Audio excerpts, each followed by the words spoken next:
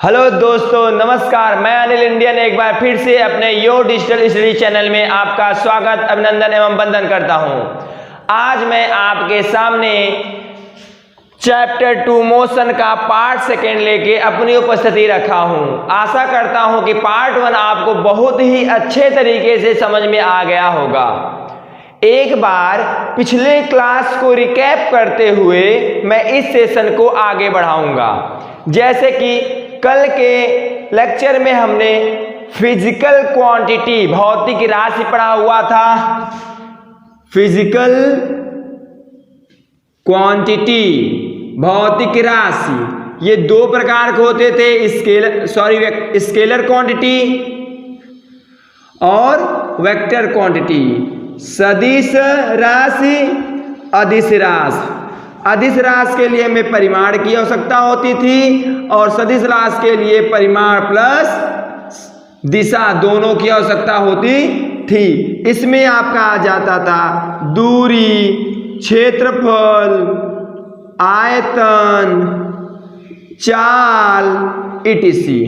इसी प्रकार इसमें आता था विस्थापन, त्वरण और आपका बल, etc।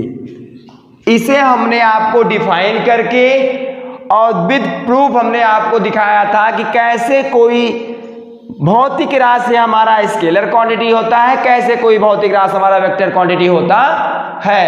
इसी प्रकार से आज हम आपको अगले क्रम में त्वरण पढ़ाएंगे कि त्वरण क्या होता है, अर्थात एक्सेलरेशन क्या होता है।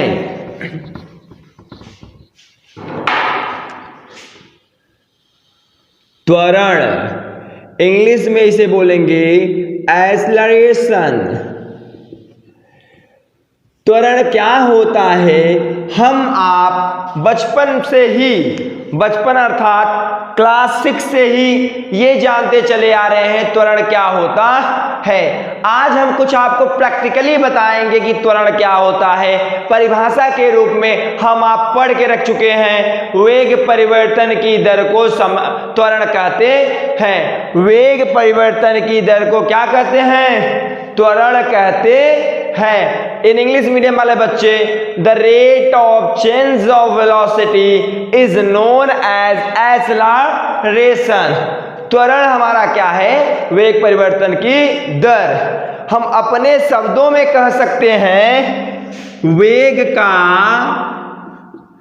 ये मतलब बढ़ना, इस साइन में घटना।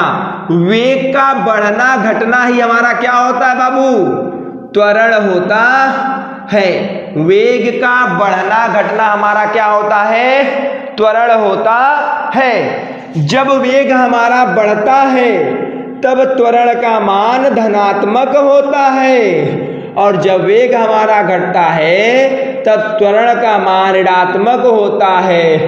और इसी ऋणात्मक त्वरण को हम दूसरे नाम से जानते हैं। उस नाम को हम क्या कहते हैं, मंदन कहते हैं। मंदन कहते हैं, रिटार्डेशन। क्या, retardation. This type of acceleration is known as retardation.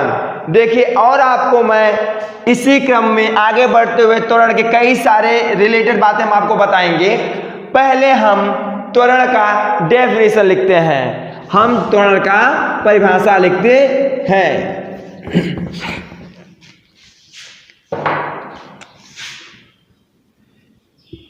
किसी वस्तु का वेग परिवर्तन की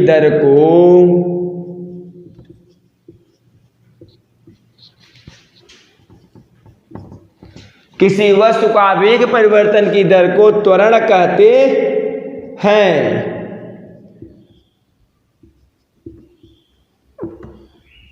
त्वरण एक सदिश राशि है। त्वरण एक सदिश राशि है। इसका मात्रक मीटर प्रति सेकंड स्क्वायर होता है और इसका फॉर्मूला क्या होता है, फॉर्मूला भी हम बताएंगे। फिलहाल यहां पर फॉर्मूला भी आप लिख लीजिए, ए बराबर v minus u upon T.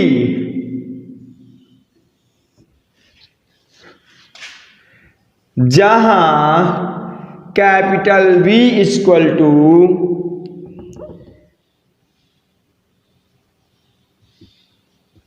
अंतिम वेग, U इक्वल टू प्रारंभिक वेग और T इक्वल टू समय। डियर स्टूडेंट, इंग्लिश मीडियम वाले लिखेंगे the rate of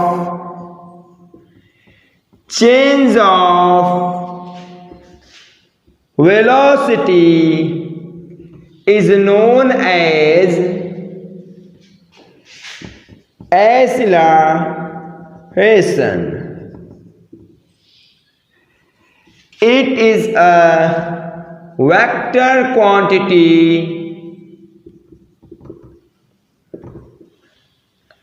and its unit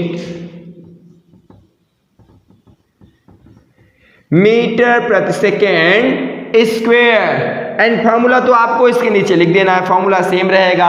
और हम लिखेंगे वहां पर where v is final velocity, u is initial velocity और t क्या हो जाएगा बेटा, t हमारा क्या हो जाएगा, टाइम। आशा करता हूं कि ये बात आप दोनों इंग्लिश मीडियम हिंदी मीडियम दोनों बच्चों को समझ में आ गया होगा। हम 10 के स्पीड से दौड़ना चालू करते हैं, आगे जाके 5 की स्पीड से दौड़ना चालू कर देते हैं। अब जो हमारा 10 की स्पीड से हम वेग से चल रहे थे और 5 की स्पीड में हमने वेग अपना कर दिया, तो हमारे वेलोसिटी में क्या आया बेटा, कितना क्या आया, चेंजिंग आया। और वही चेंजिंग ही हमारा क्या है, त्वरण है। हम प्रूव करके दिखाते हैं। हम ये अंतर के चिन्ह लगाना, बड़े में से छोटे को हम क्या कर देंगे, घटा देंगे। देखिए हम 10 के स्पीड से जा रहे थे और आगे चल के हमारा स्पीड क्या हो गया, 20 हो गया। क्या हो गया, 20 हो गया। तो बात पहले हम किस स्पीड से चल रहे थे, 10, फिर बाद में हमारा क्या स्पीड हो गया, 20। 1 सेकेंड में हमने अपने स्पीड को बदला, तो अर्थात हमारा त्वरण क्या होगा, 20 minus 10 upon 1 upon is equal to 10। अर्थात हमारे त्वरण का वैल्यू क्या आएगा, 10 आएगा। अभी आपको लिखना नहीं है, मैं अभी समझा रहा हूं, मैं आपको बिन न्यूमेरिकल करा दूंगा।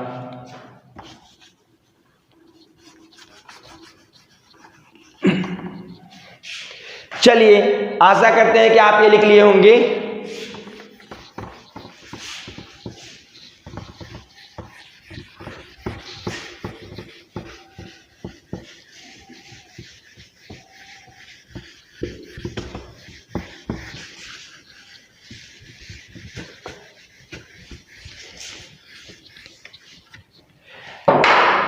ऐसे ही उसके आगे जहां आप डेफिनेशन लिखे, जहां आप फॉर्मूला लिखे, उसके आगे ऐसे एरो लगाइएगा, मतलब एक पॉइंट लिखिएगा और करके वेग का बढ़ना या घटना ही त्वरण होता है।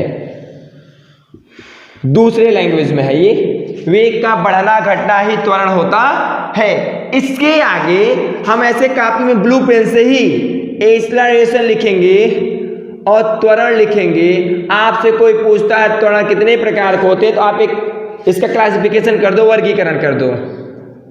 Positive acceleration, negative acceleration.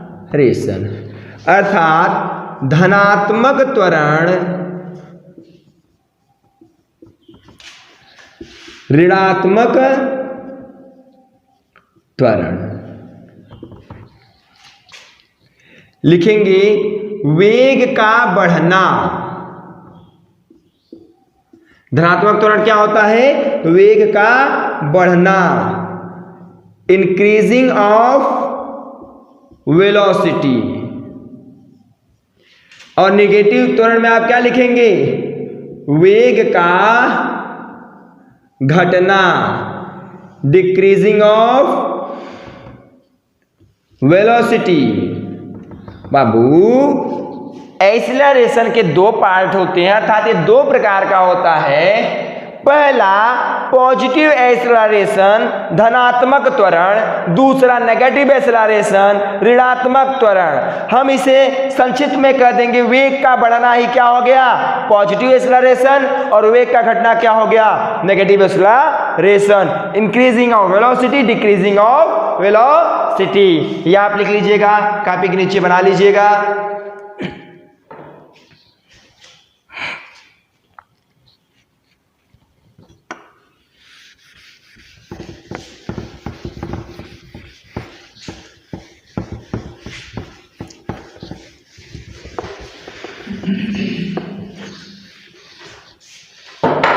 अब यहां पे ऐसे की पॉइंट लिखिएगा बेटा। की पॉइंट नंबर 1, वेग का घटना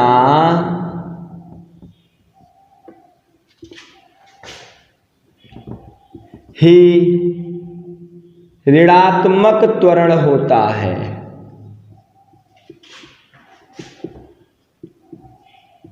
वेग का घटना ही ऋणात्मक त्वरण होता है।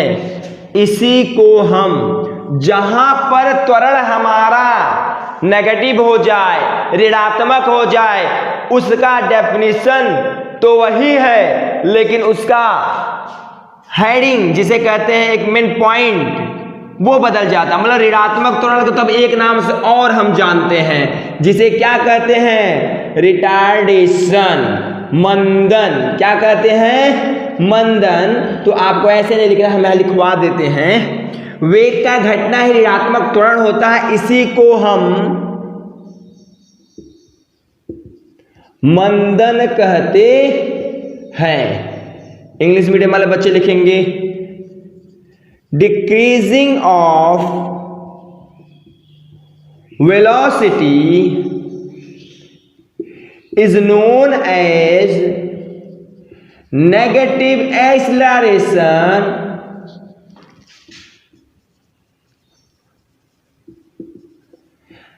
and it is also known as retardation। समझ में आया होगा आपको? जो ऋणात्मक त्वरण होता है वही हमारा मंदन, रिटार्डेशन होता है।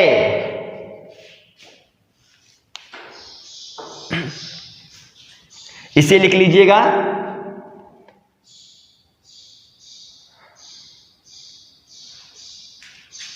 मिटाते हैं हम।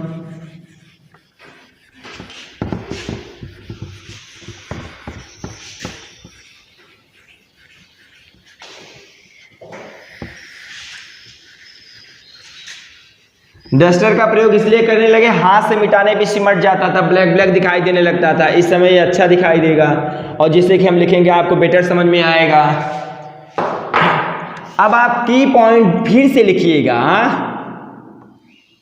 यही तो हमारा मेन होता है। देखिए, आप डेफिनेशन जानते थे, लेकिन अब जो हम की पॉइंट लिखाएंगे, आई होप कि बच्चे पहले से जानते भी होंगे, नहीं भी जानते होंगे। जो जानता होगा उससे रिकैप हो जाएगा, जो नहीं जानता होगा वो जान लेगा। आप लिखिए, वस्तु का वेग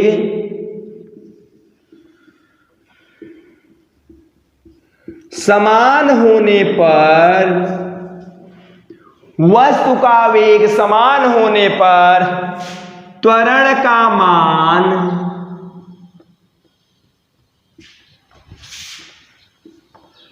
शून्य होता है। वस्तु का वेग समान होने पर त्वरण का मान क्या होता है बाबू? शून्य होता है, त्वरण का मान शून्य होता है। अगर हम 10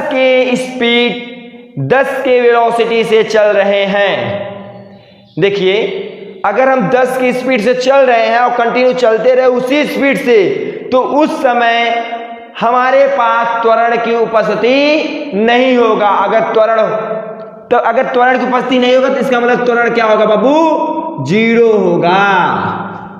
मतलब वेलोसिटी सेम होने पर त्वरण की वैल्यू क्या होता है? 0 होता है।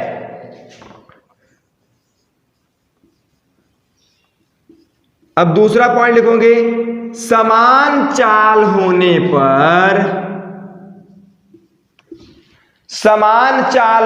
पर वेग की दिशा परिवर्तित हो रहा है तो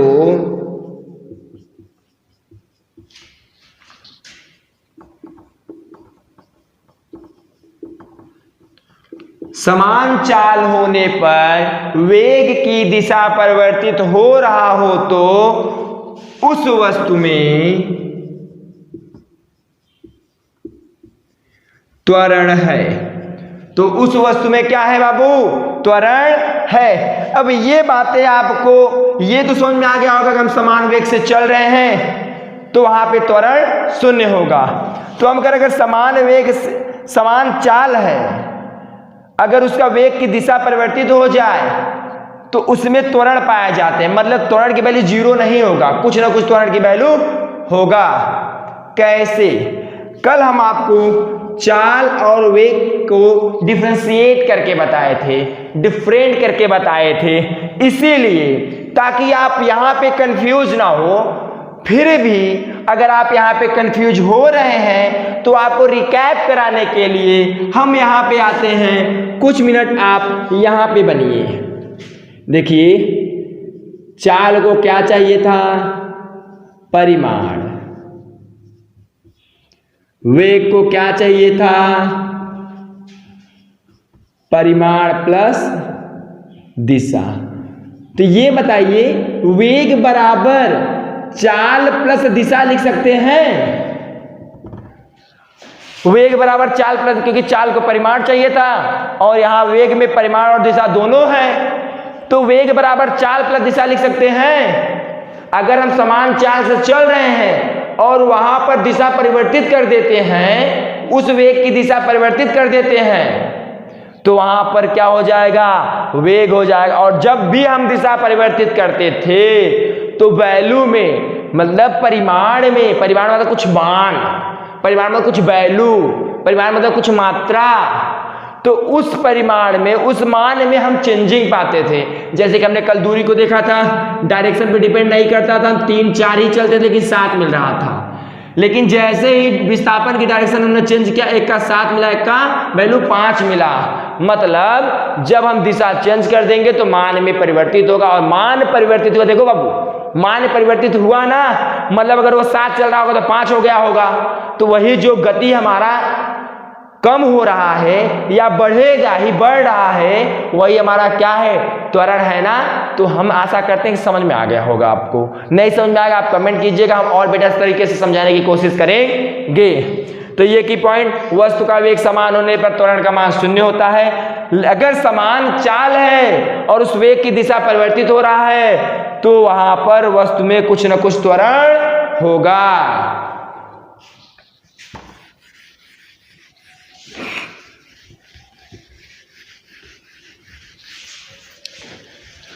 और इसी की पॉइंट में तीसरा लिखिएगा,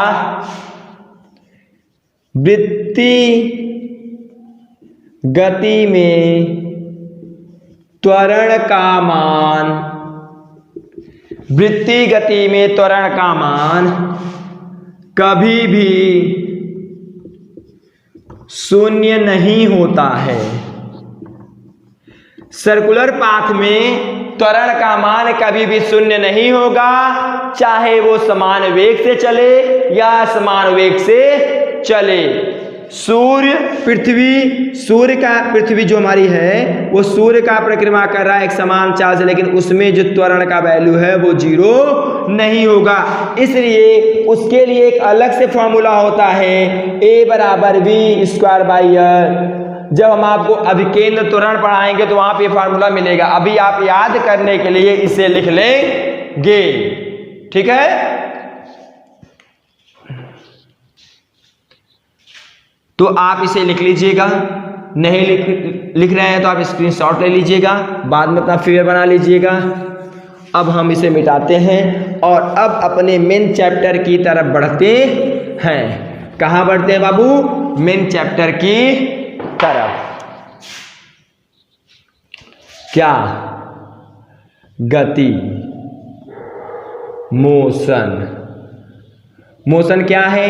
मैं यहां कलम चला रहा हूं बाबू, पेन हमारा चल रहा है, यही क्या है? मोशन है। हमने पेन चलाना यहीं पे रोक दिया, ये क्या हो गया? क्या हो गया? हाँ, रेस्ट हो गया, विरामावस्था हो गया। तो जो मोशन है इसको हम मोस्टली दो पार्ट में बांटते हैं। मोशन कई प्रकार के होते हैं, लेकिन मोशन बनाएंगे, मोशन को दो कॉलम हम वर्गीकरण करते हैं। तो पहले दो प्रकार का, कि विरामावस्था किसे कहते हैं और गति अवस्था किसे कहते हैं। तो एक लिखेंगे रेस्ट, क्या लिखेंगे? रेस्ट। और सेकंड लिखेंगे मोशन। यहाँ लिखेंगे गति अवस्था, अर्थात गति भी कह सकते हैं हम। यहाँ लिखेंगे विरामावस्था, विरामावस्था। अर्थात दोनों में अंतर क्या है? जब कोई वस्तु समय के साथ साथ उसके स्थिति में परिवर्तन नहीं आती है, उसके स्थिति में परिवर्तन नहीं आता है, उसे हम क्या कहते हैं? उसे हम रेस्ट मोशन या रेस्ट विरामावस्था कहते, रेस्ट स्टेट कहते हैं। ये ब्लैक बोर्ड है, व्हाइट बोर्ड है, ये व्हाइट बोर्ड है। अब ये व्हाइट बोर्ड आपका कल भी यही था, आज भी यही है, कल 14 था, आज 15 है। क्या इसके स्थिति में चेंजिंग आई?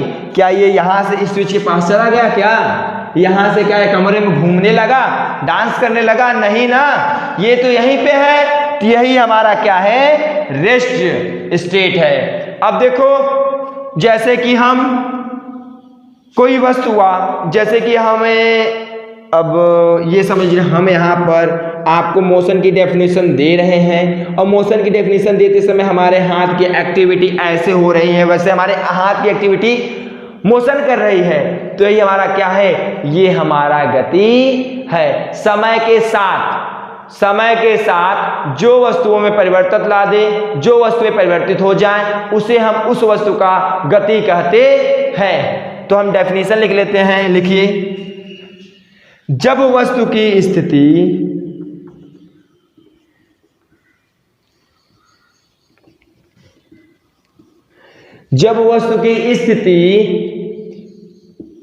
में समय के साथ कोई भी परिवर्तन नहीं होता है, उसे विरामावस्था कहते हैं। उसे क्या कहते हैं? उसे विरामावस्था कहते हैं। When any object does not change with time is known as rest। देखिए बाबू, एक बार फिर से, जब वस्तु की स्थिति में समय के साथ कोई परिवर्तन ना हो, उसे हम रेस्ट कहते हैं। By one get one free के अकॉर्डिंग। अब इसमें देखो, वस्तु की स्थिति में समय के साथ परिवर्तन ना हो, यहां पर ना हटा दो, नहीं हटा दो, इसका डेफिनेशन सेम हो गया। नहीं हटा देने पर सेम आपको लिखना पड़ गया। मतलब एक याद करो, एक के साथ एक फ्री ले जाओ। हाँ, और इंग्लिश मीडियम वाले, when any object does not change with time is known as rest. अब हम यहाँ क्या लिखेंगे? देखिए, अब मुझे सपोज नहीं आता, मुझे इसका डेफिनेशन नहीं मालूम है, तो मैं रटा हूँ, ऐसे रटा नहीं हूँ, आता है। अब आप रट सकते हैं, आप भी ट्रिक लगा सकते हैं, इसे कट्टम कुट्टम कर दो। लिखोगे, जब किसी वस्तु की स्थिति में, अगर आपको राइटिंग ना समझ में आते हो तो हम बोल भी रहे हैं, जब किसी वस्तु की स्थिति में समय के साथ परिवर्तन हो जाता है,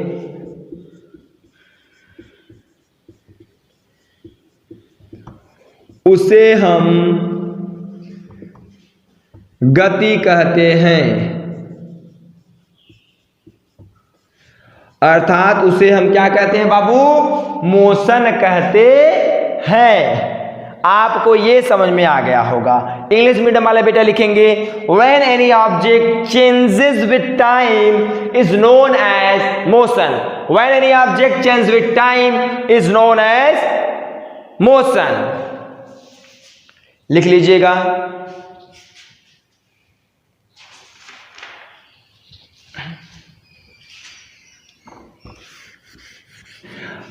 आइए अब नेक्स्ट चरण में हम लिखेंगे linear equation of motion. Linear equation of motion मतलब रेखीय गति के समीकरण। रेखीय गति के कितने समीकरण होते हैं बाबू? 3। रेखीय गति के 3 समीकरण होते हैं। अब देखिए, जो हम तीनों समीकरण आपको लिखवाएंगे उसे आपको याद कर लेना होगा। देखिए, हम चाहे तो तीनों समीकरण को प्रूव कर सकते हैं कहां से आया, लेकिन कंपटीशन लेवल में ये हमारे लिए थोड़ी भी इंपॉर्टेंट नहीं है। आपको कभी ये प्रूव करके रिटर्न मैटर नहीं है कि रिटर्न करके दिखाना पड़ेगा, प्रूव करके दिखाइए। आपसे डायरेक्ट क्या पूछता है? इसे न्यूमेरिकल्स पूछते हैं। क्या पूछता है? न्यूमेरिकल। तो हम आपको 3 इक्वेशन लिखवा देते हैं, फिर उस पर न्यूमेरिकल्स करवाते हैं। तो थोड़ा हम इंक डाल लेते हैं।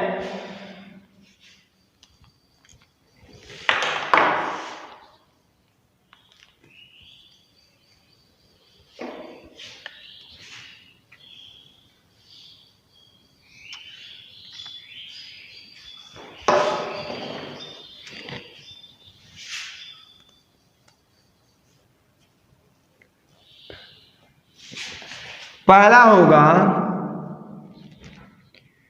v बराबर u प्लस AT। दूसरा होगा s बराबर ut प्लस हाफ, u बराबर AT plus half AT square, s बराबर ut plus half AT square. और तीसरा होगा v स्क्वायर बराबर u square plus 2a। Yes, v square बराबर u square plus 2a। Yes, देखिए इसके 3 समीकरण होते हैं। v बराबर u प्लस AT, s बराबर ut plus half AT square, v square बराबर u square plus 2a। Yes, देखिएगा, इसे प्रूव करके भी लाया जा सकता है। बहुत वेरी सिंपल है, लेकिन यहाँ पे प्रूव करने की कोई आवश्यकता नहीं है। कॉम्पिटिटिव एग्जाम के लिए सबसे बड़ी इंपॉर्टेंट बातें ये होती हैं कि हमें क्या नहीं पढ़ना है। अगर हम इस चीज को जान जाएं तो समझ लीजिए एग्जाम क्वालिफाई करने में बहुत ही सरल उपाय है ये। लेकिन हम आप जान ही नहीं पाते क्या पढ़ना है क्या नहीं पढ़ना है। तो देखिए, हम लिखेंगे जहां, इंग्लिश मीडियम वाले लिखेंगे वेयर u बराबर प्रारंभिक वेग, इंग्लिश मीडियम वाले बच्चे लिख लेंगे इनिशियल वेलोसिटी, v बराबर अंतिम वेग, इंग्लिश मीडियम वाले बच्चे लिख लेंगे लास्ट वेलोसिटी या फाइनल वेलोसिटी, a बराबर लीनियर एक्सीलरेशन अर्थात रेखीय त्वरण, रेखीय त्वरण। अब हम लिखेंगे s बराबर विस्थापन, डिस्प्लेसमेंट, क्या डिस्प्लेसमेंट, और आपका सब हो गए ना, u बराबर v बराबर हो गया, u बराबर हो गया, a बराबर हो गया, s बराबर हो गया, t बराबर, t is equal to time. देखिए एक बार हम आपको रिकैप करा देते हैं कल इस पे हम आपको न्यूमेरिकल करवाएंगे। रिकैप ये करा देते हैं। सबसे पहले हमने क्या पढ़ा? त्वरण पढ़ा। त्वरण किसे कहते हैं? वेग परिवर्तन की दर को त्वरण कहते हैं, या अपने लैंग्वेज में कह सकते हैं वेग का घटना, वेग का बढ़ना ही क्या होता है बाबू? त्वरण होता है। इंग्लिश मीडियम वाले बच्चे, the rate of change of velocity is known as acceleration, increasing of velocity and decreasing of velocity it is also known as, it is also a acceleration, right. अब देखिए एक्सेलरेशन दो प्रकार के होते हैं, positive acceleration, negative acceleration. अर्थात त्वरण दो प्रकार के होते हैं, धनात्मक त्वरण, ऋणात्मक त्वरण। धनात्मक त्वरण जिसे कहते हैं वेग का बढ़ना, धनात्मक त्वरण हो गया। वेग का घटना, ऋणात्मक त्वरण हो गया, अर्थात इंक्रीजिंग ऑफ वेलोसिटी आपका पॉजिटिव एक्सेलरेशन, और decreasing of velocity negative acceleration. और यही वेग का जो घटना है अर्थात ऋणात्मक त्वरण को ही हम क्या कहते हैं? मंदन कहते हैं। Means we can say that the negative acceleration is also known as retardation. फिर हमने बताया समान वेग में आपका त्वरण शून्य होता है, लेकिन अगर समान चाल है और उस चाल में क्या हुआ, समान चाल में वेग की दिशा परिवर्तित हो जाए तो उसमें क्या होता है? त्वरण पाया जाता है। और वृत्तीय गति में त्वरण जीरो कभी भी नहीं होता है। उसके बाद हमने आपको मोशन, जो हमारा मेन चैप्टर है, मोशन को दो पार्ट में डिवाइड किया, एक रेस्ट के पार्ट में, एक मोशन के पार्ट में। समय के साथ साथ जिस वस्तु में स्थिति में परिवर्तन ना आए वो आपका रेस्ट स्टेट हो जाएगा, और जिसमें समय के साथ परिवर्तित आ जाए वो आपका मोशन हो जाएगा। उसके बाद हमने लीनियर इक्वेशन ऑफ मोशन, रेखीय गति के समीकरण, रेखीय गति के 3 समीकरणों के, जो कि इस प्रकार से आपके सामने है। आशा करता हूँ आपको ये सेशन बहुत ही अच्छा लगा होगा। चैनल को लाइक, शेयर, सब्सक्राइब करना ना भूले। Thank you, all the best.